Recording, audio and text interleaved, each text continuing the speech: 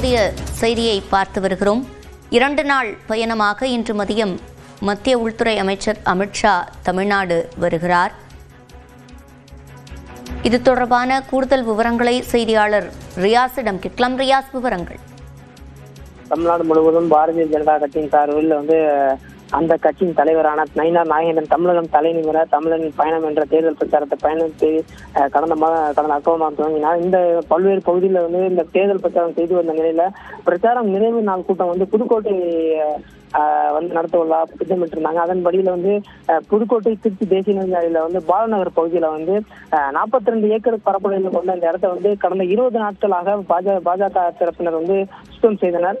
அந்த நிறைவு விழாவில் இன்று மாலை பொதுக்கூட்டம் நடைபெறுகிறது. இந்த பொதுக்கூட்டத்துல மத்திய உள்துறை அமைச்சர் அமித்ஷா மற்றும் மத்திய அமைச்சர் உள்ளிட்ட பல்வேறு கலந்து கொள்ள உள்ளிருக்காங்க. இதுல சிறப்பு விருந்தினராக கலந்து கொள்ளும் மத்திய அமைச்சர் அமித்ஷா சிறப்பு ஆற்ற உள்ளார்.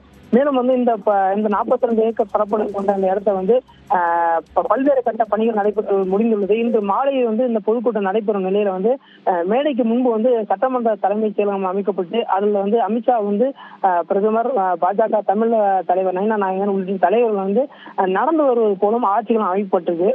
அதே போல இந்த மாநாடு நுழைவாயில புதுக்கோட்டை அரண்மனை வடிவிலும் மாநாடு நுழைவாயில் அமைக்கப்பட்டிருக்கு. இந்த மாநாடு நடைபெறும் இடத்துல 5000க்கும் மேற்பட்ட காவல்துறையினர் தற்போது இந்த பாதுகாப்பு பணியில ஈடுபட்டு வராங்க. மோப்பநாய் உதவியுடன் ஹெலிகாப்டர் இறங்கும் தளம் உள்ளிட்ட பல்வேறு இடங்களில் இந்த சோதனை நடைபெற்று வருது. இந்த மாநாட்டில் சுமார் 30,000க்கும் மேற்பட்ட இருக்கைகள் அமைக்கப்பட்டும் தயார் நிலையிலும் வைக்கப்பட்டிருக்கு. மேலும் இந்த பகுதியில் அனைவரும் சிரமம் கழிப்பிட வசதி, குடிநீர் வசதி உள்ளிட்ட பல்வேறு வசதிகளும் செய்யப்பட்டிருக்கு.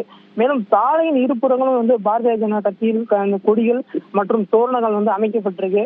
இந்த மத்திய அமைச்சர் இன்னைக்கு மாலை திருச்சி விமான நிலையத்திற்கு அதன் பின்பு அதன் தனி விமானம் மூலயமா திருச்சி அங்கிருந்து ஹெலிகாப்டர் மூலயமாக இந்த பொதுக்கூட்டத்துக்கு பங்கேற்க உள்ளார். மேலும் இந்த பொதுக்கூட்டத்தில் சரியாக 6:40 மணி 6:50 மணி அளவில் திருச்சிக்கு கார் மூலமா செல்ல உள்ளார். விவரங்களை வழங்கியமைக்கு நன்றி ரியாஸ்.